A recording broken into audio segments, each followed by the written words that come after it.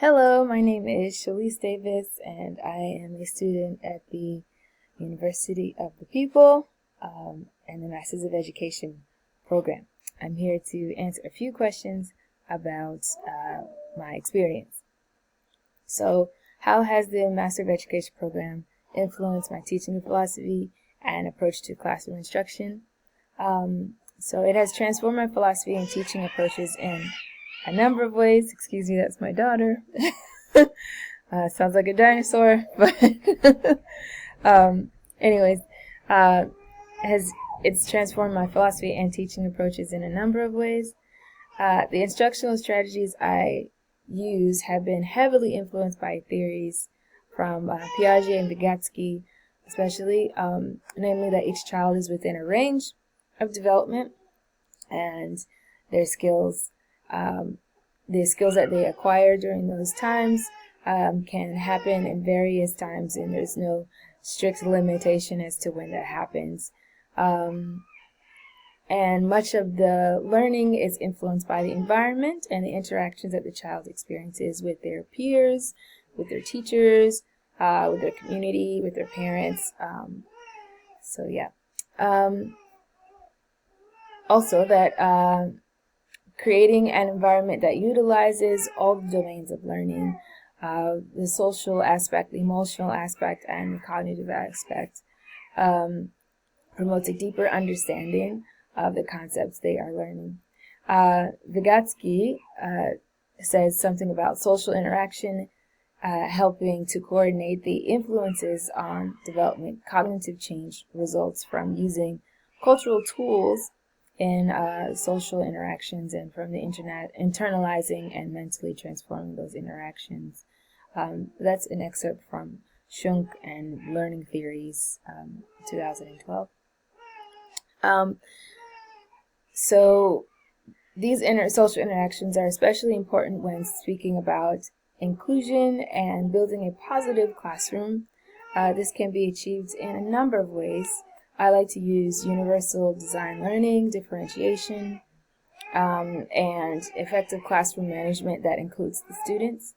And I include the children in many aspects of the learning process, even with deciding what kind of rules we'll have in the classroom. We call them essential agreements, and the students discuss what are important things that they need to do in the classroom in order for everyone to enjoy being there and to have and enjoy their learning as well. And so my philosophy has transformed mainly because I have included the children way more than I previously did. And I found that it's been very rewarding, not only for the children, but also for myself to see what it is that they can bring to the table. And I think people underestimate them quite a bit, but they're very capable of doing quite a lot. And my philosophy is student engagement, motivation, acquisition of knowledge, tending to social and cultural relevance, and application of skills from learned content are parts of learning. In order to have a classroom that is reflective of what we want to see change in the world, students need these aspects of learning to be cultivated very carefully. Much of what I do as an educator is to facilitate this process for their learning and give them the tools and the direction to aid them on their journeys, rather than to be the one telling them that this is the way it has to be. There's a lot less rigidity in my philosophy. I think flexibility and having a growth mindset are extremely important as an educator. It's very important to helping the children grow and learn to the best of their ability. All right, the next question is, can you share specific examples of teaching strategies or techniques you've adopted from the program that have positively impacted your students? For one of the things that I'd like to use is UDL, so Universal Design Learning. Students should engage the content in unique and exciting ways, such as using provocations or displays to prompt questions and ideas, get their minds engaged with what we're going to be learning. An example of this is when we were learning about where we are in place and time, which was the unit of inquiry that we were studying. I put out a box of sand and then placed little bones, bits of bones and things underneath the sand. And the students had to do a dino dig and dig for all of the bones. And inside of the sand, there was also some fact cards and things that they had to read to get an idea of what we were going to be learning about. And the children were very excited about this. And that was one way to get them to engage with the content. Also representing the material to students in lots of different ways. So just like the Dino box, there's other ways for them to gain knowledge using videos, going on field trips, using manipulatives, having differentiated groups and doing discussions, and just allowing for the children to use all sorts of senses in order to engage with the material and to learn in the best way that they can.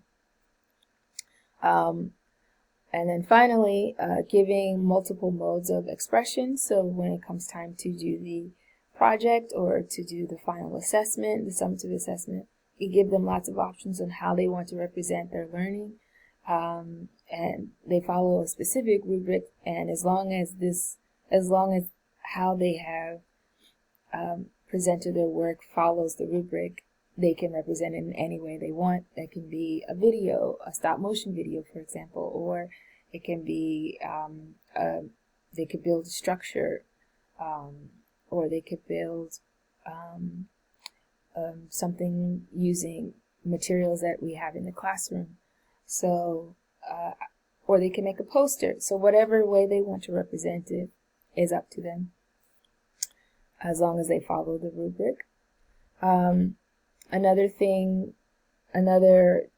technique that I've used from the program is a positive classroom, and having a positive classroom, which was a very interesting class that I took previously, and I thought it was extremely influential into my practice now. So I let the children define what the rules are in the classroom. I add a few myself, so there's not mayhem. And when it comes time to solving problems, there's explicit instruction that happens. We do social emotional learning classes we were doing it once every 2 weeks or so, and the students would have to express, their opinions about certain ideas, and I would give them prompts of different scenarios that I witnessed throughout the week. And we would discuss them, and it helped them with being able to speak about their ideas constructively. We also use a system when you're assessing other children to critique in a positive way, meaning that we discuss what the positives are and what are the things that need improving. And the kids are very good about speaking on that in a constructive way now, because we practice that quite a lot.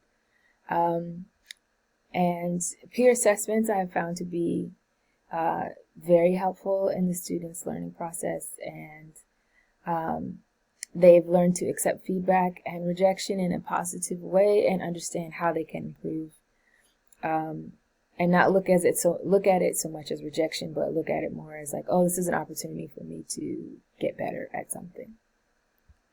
Finally, let's see. How have I improved my own educational practices and some of my new perspectives? And in what ways has the Master of Education program helped me to address challenges in the classroom and specific student needs? So the discussion forum and portfolio reflections have specifically helpful to me, because I had to basically practice what I preach and work with people from all around the world and find ways to talk about things in a constructive way that led the group, especially during group activities, that helped us all to achieve the common goal. I found the assessments and evaluation course to be particularly helpful, as it showed me how to create effective rubrics that ask the right questions, and using exit tickets and things like this to help be more reflective in the practice. And goal setting. I've been able to set better goals with my students and evaluate what aspects of their learning needs to be worked on. And so the Master of Education program at the University of the People has given me so much, and I truly have become a better teacher because of this course. And I am also happy that it is affordable and useful. And I've met so many different people along the way. And yeah, that's all I have to say. Thank you.